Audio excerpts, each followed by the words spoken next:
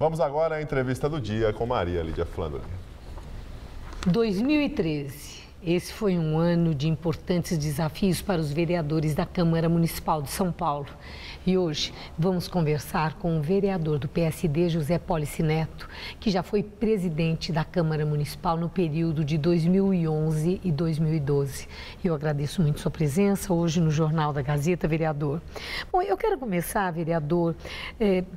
A Câmara Municipal parece que deu uma resposta àquele clamor popular da jornada de junho, que, entre outras coisas, clamava por um transporte público de qualidade e também uma redução no preço da passagem. Foi instalada a CPI dos transportes, entretanto, ela não saiu do lugar. Ouviu muito pouca empresa de ônibus. O que foi que aconteceu?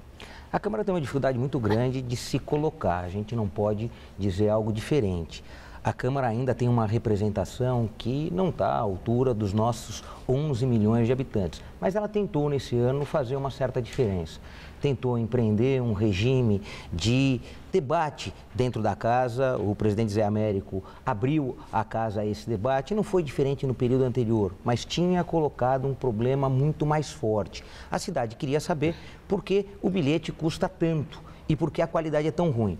É verdade que a gente chega no final do ano sem conseguir dar essa resposta. O final da CPI aponta para um valor de tarifa para esse momento de 2,89, portanto 11 centavos mais barato do que é cobrado hoje.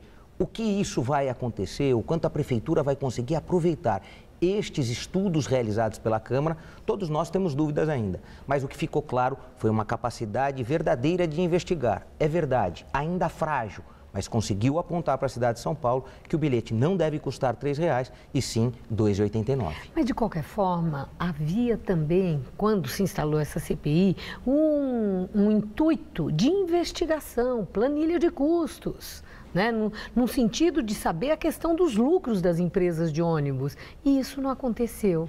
A transparência que se esperou, gerou-se uma expectativa, houve uma blindagem. De um lado, você teve uma dificuldade de reconhecer o que de fato é esse sistema. O sistema público de transporte na cidade de São Paulo é composto por estado e município. Então não adianta você só investigar o sistema de transporte público coletivo dos ônibus se você também não faz no metrô.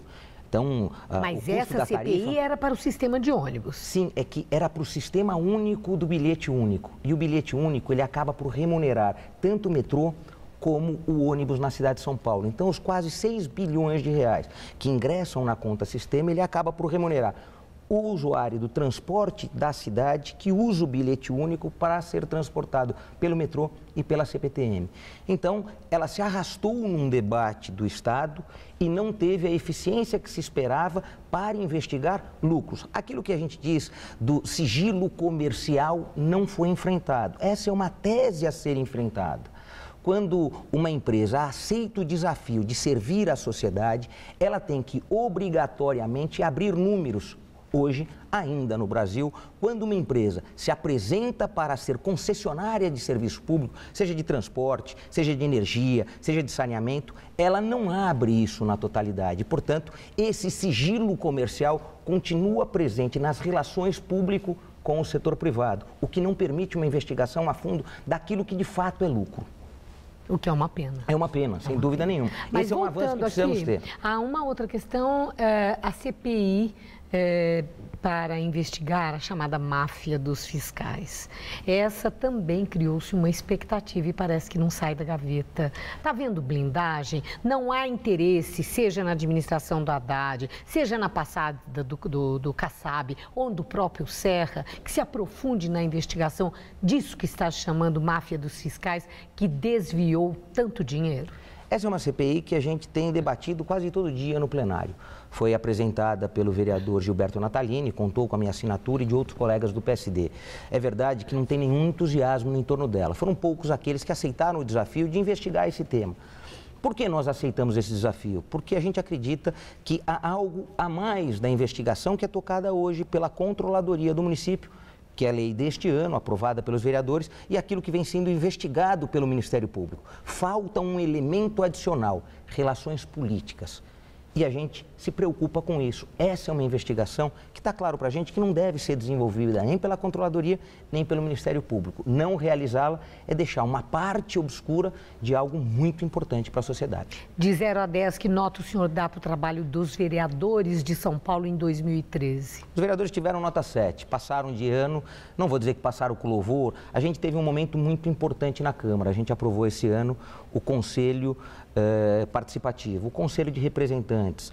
No dia 8 de dezembro passado, foram eleitos 1.125 conselheiros na cidade de São Paulo, que é o vereador do bairro. Eu acho que esse foi o papel mais importante que a Câmara teve nesse ano. Foi nesse momento que se abriu para a democracia direta, é nesse momento que o parlamentar, vereador, deputado estadual, deputado federal, ele entrega ao cidadão, na sua organização, o poder de decidir localmente. Faltava muito e a gente tinha esse dever com a sociedade. Em maio desse ano, uma emenda do nosso mandato a um projeto apresentado pelo Haddad iniciou esse processo. Então a gente está muito esperançoso que no dia 25 de janeiro isso se inicie com muito vigor. A última questão, rapidamente.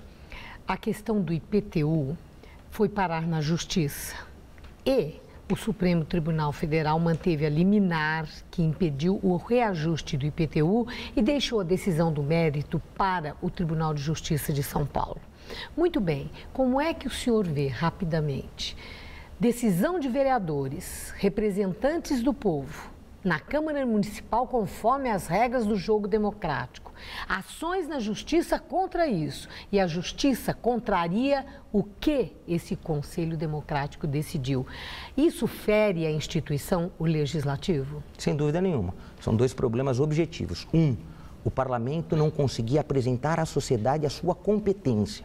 E aí muita gente questionar essa capacidade do Parlamento fazer as boas leis, porque não é porque o Parlamento aprovou é que a lei é boa. Então deixou claro uma incapacidade do Parlamento legislar bem. O segundo, os riscos institucionais. A nossa relação com o Executivo, aquele que impõe ao Parlamento, às vezes, uma pauta, não discutir com o Parlamento a pauta que impõe. E muitas vezes, quando exige no tempo que se quer o Executivo, todos reagem. Uma pena. São Paulo perdeu mais do que qualquer outro. E aí não é o Parlamento, o Executivo, a cidade perdeu.